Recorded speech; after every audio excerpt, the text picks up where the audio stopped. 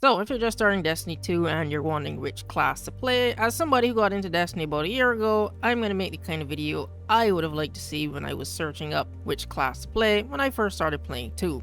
Because there's some info I would have loved to know before selecting my class. So if you're looking for something ultra detailed, then that's not this video. I'm not going to be using terms that all veteran Destiny players know, because I assume that you're new here. So I'm going to keep this super simple and easy to understand from one average Destiny player to another. Like any other RPG, Destiny has your typical assassin, soldier, and mage archetypes, which would be the hunter, titan, and the warlock. Every class has 4 main subclasses, which just mean powers, the type of powers that you'll get. There's Solar, Arc, Void, and Stasis, which is part of a paid DLC, and each subclass has 2 to 3 different supers that you can choose from. So let's start with the typical stealth assassin class, the Hunter, which also doubles as a cowboy by the way, but more on that later. If you're the type of person that when you play RPGs, you like to be the best dressed, and it doesn't matter how weak the gear you have on will make you, because being powerful may be cool, but drip is forever. If your lifestyle is drip or drown, then the Hunter is for you. Every game has their favorite child, and Bungie is no different, because the Hunter has the best cosmetics in this game, and they don't even try to hide it. Cosmetics look good for every class, don't get me wrong, but the Hunter just has the best of the 3. It's actually hard to make the Hunter look bad, because even the most basic and low level gear you get when you just start out looks good. You can always tell the beginner hunters from the pros, because beginner hunters haven't yet discovered that in order to be a real hunter main, you have to acknowledge that the only color that exists is black. Out of all the classes, the Hunter has the most variety when it comes to cosmetics, and no matter what you have on, it always looks flashy and cool. Now you may look flashy in terms of cosmetics, but your abilities are kinda the opposite. The Hunter has the least flashy and shortest super abilities in my opinion, but because they aren't flashy doesn't mean you aren't powerful. With the Void class, Hunters are masters of stealth, going invisible, which make you the best for reviving teammates when things go south and enemies are everywhere. Your super makes you about as cool as Hawkeye. Well, if you like Hawkeye, then you'll be pretty excited, because your super launches a bunch of void arrows that tethers enemies to one spot and applies a bunch of debuffs, making them easier to deal with. Now, again, it's not that cool, but it's very powerful and pretty useful. Your other super gives you 2 void knives, and you can go in and out of invisibility while cutting down your enemies, and your melee is a smoke bomb, which makes you go invisible. With the Solar subclass supers, you can throw a volley of knives while doing Olympic level spins, or you can live out your space cowboy fantasies with a flaming revolver. It's time. And since the new update to the new Solar subclass, killing yourself has never been more fun than by blowing everything up, yourself included, with the new gunpowder gamble ability, which is just Destiny's fancy way of saying homemade dynamite. The Solar Hunter has the most melee choices. You can choose from 4 different melee types, which I won't be getting into detail because Bungie has gotten better at explaining what stuff does when you click on it.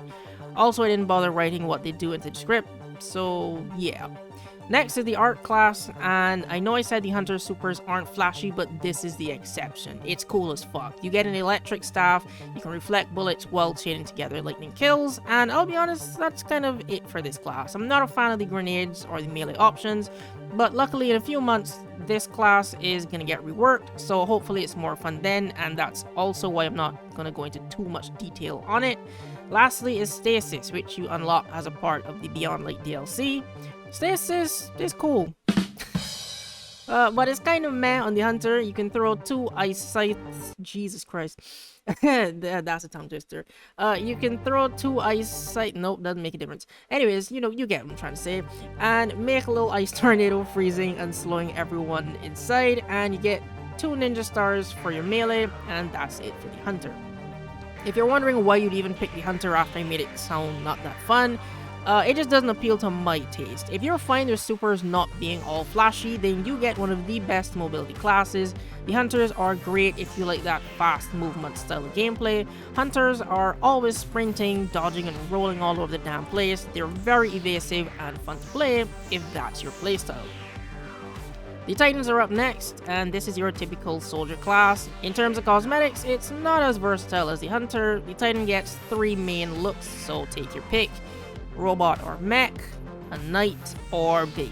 Yeah, just big and bulky.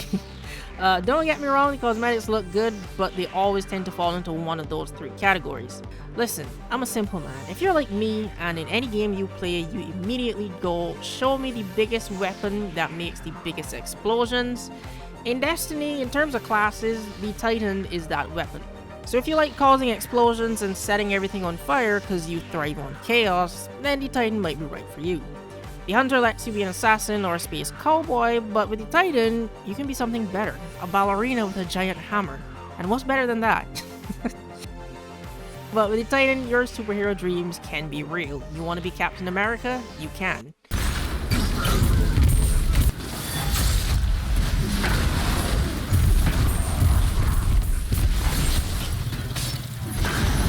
The enemies may have an army, but we have a Hulk, with ice powers.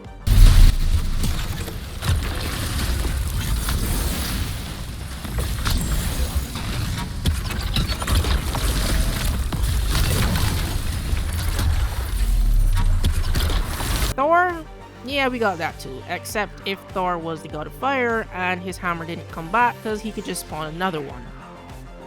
But if throwing small flaming exploding missiles is not chaotic enough for you, then you can take it a step further and be the missile.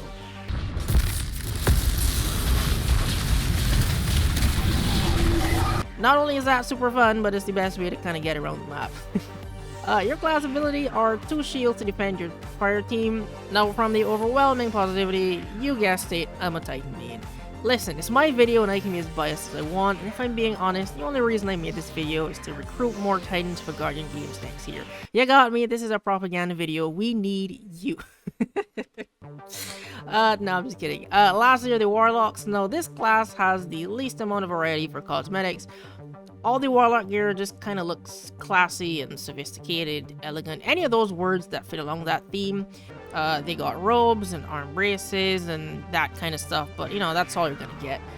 The Warlocks are a special bunch. While they may look all prissy and fancy and glide hover super high while looking down like they're better than everyone else, make no mistake, they're not afraid to get their hands dirty. The Warlock's abilities are scary and honestly kind of disrespectful because nothing says fuck you like throwing a planet-sized projectile at someone that spawns smaller planets when it hits them.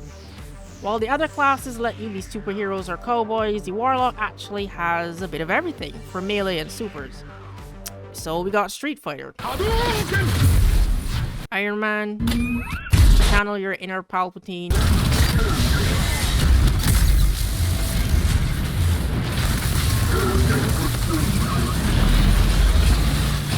and for the anime fans, you can be Goku,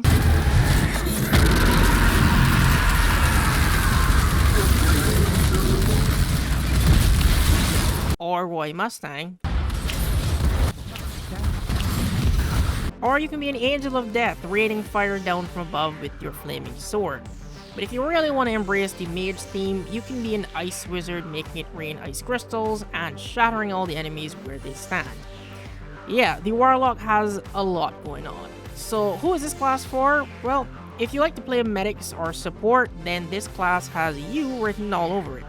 Yep, believe it or not, after all that destruction I just showed you, this is the support class. You can keep your team alive by using your healing rifts, or go the other route and empowering everyone, giving them damage buffs.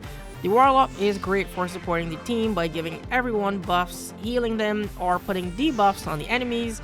But in terms of cons though, it's the mobility. I am not a fan of the Warlock's jumps and glides, and I end up killing myself more than anything, so just prepare yourself for that. You are going to miss a lot of jumps and fall off of a lot of ledges.